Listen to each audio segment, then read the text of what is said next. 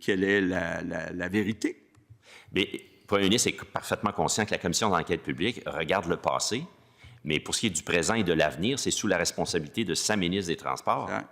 Et a-t-il eu une conversation avec sa ministre du Transport pour lui dire, là, finalement, là, la fuite là, de l'argent là, dans sa clique, y a-t-il un contrôle là-dessus?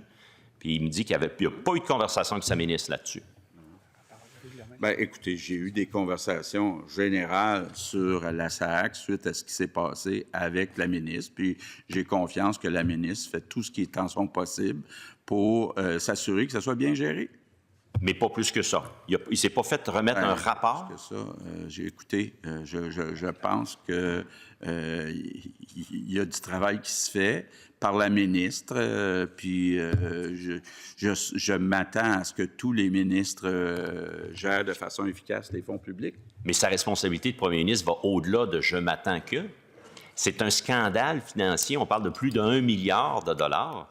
Puis le premier ministre ne s'est pas assuré l'argent des Québécoises et Québécois durement gagné. Il ne s'est pas assuré que la ministre ait une véritable prise de contrôle du projet SACLIC. Pourquoi il ne l'a pas convoqué? Pourquoi il n'y a pas eu une rencontre de travail avec elle pour s'en assurer? C'est sa responsabilité. Bon. D'abord, je rappelle que la SAAC, c'est une société d'État.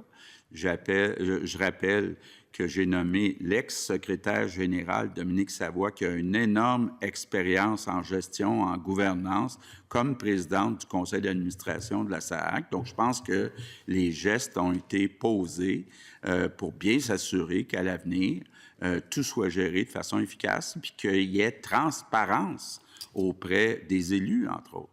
À part faire confiance, est-ce qu'il a eu un plan d'action qui lui a été présenté par rapport à l'avenir de SACLIC?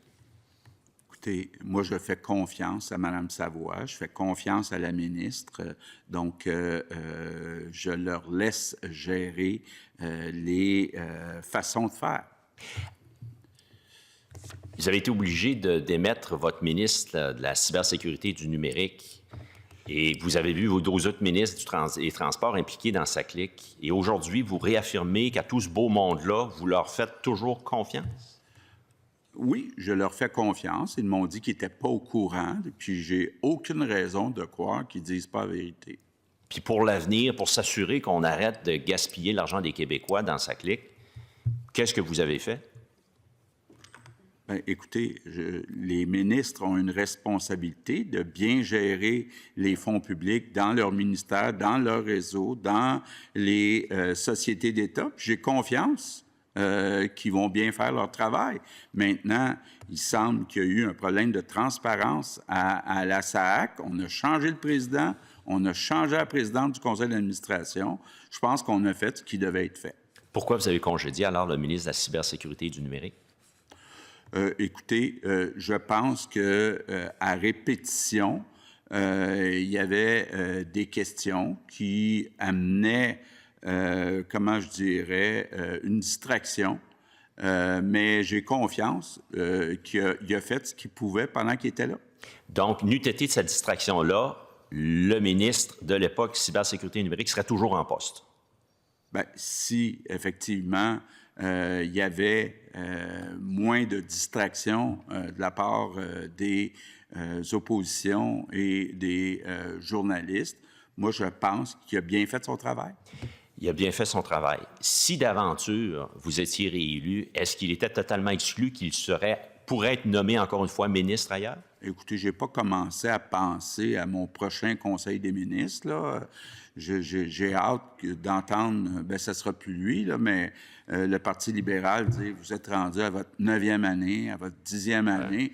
J'ai hâte d'entendre ça, mais honnêtement, je n'ai pas encore pensé, puis je n'ai pas encore le nom de tous les candidats, candidates. Là, on parle à des gens bien intéressants, là, bien qualifiés, bien expérimentés, mais je n'ai pas encore toute la liste des candidats, candidates à l'élection d'octobre 2026. Donc, tant que je n'aurai pas ça, là, puis tant qu'on n'aura pas les résultats de l'élection d'octobre 2026, je pense que ça serait prématuré de commencer à travailler sur le prochain Conseil des ministres. Donc, vous étiez, n'eût été de la distraction, satisfait du travail de l'ex-ministre de la Cybersécurité et du numérique? Oui. Wow! Vous étiez satisfait du travail du ministre, de l'ex-ministre cybersécurité et numérique.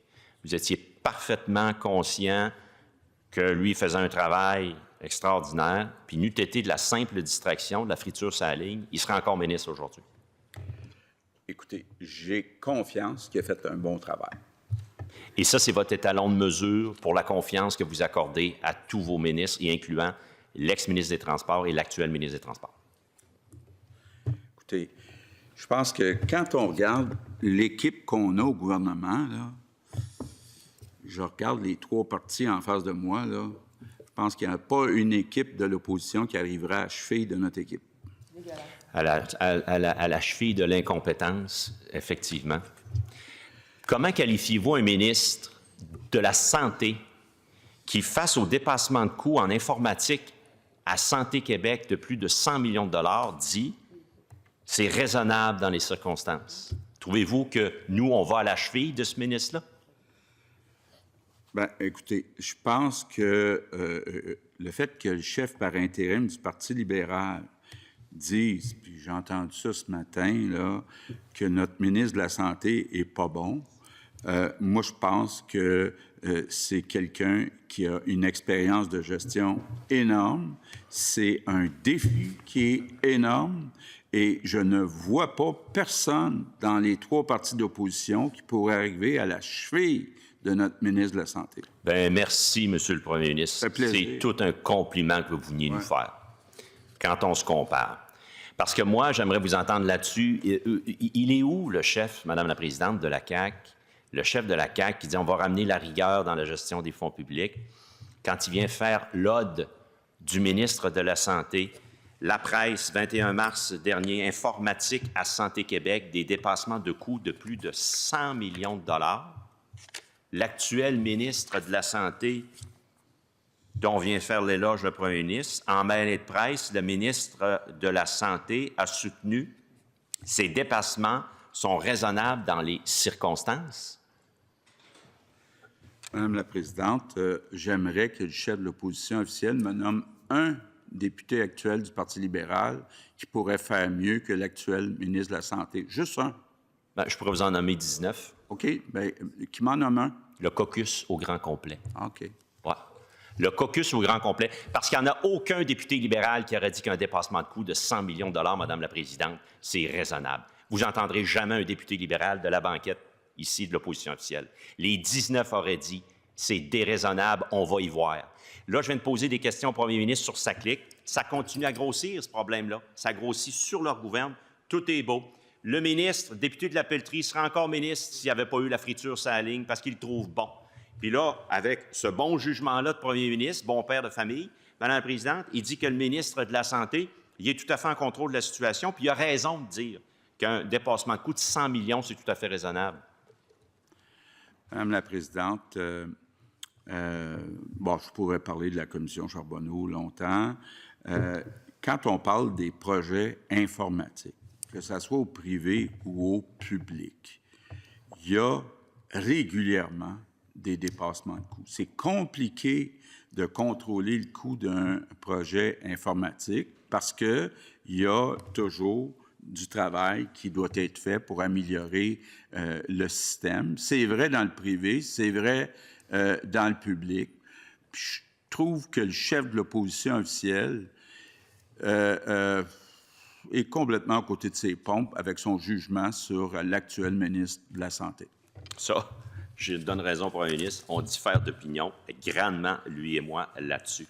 Autre article, des irrégularités dans le tableau de bord. Ça lui appartient, lui. Jamais dans une compagnie privée, puis il y a déjà eu des compagnies, jamais on tolérerait que les budgets soient défoncés systématiquement. Dans le fameux tableau de bord, il est dit qu'il y a 3, Madame la Présidente, stratégies observées.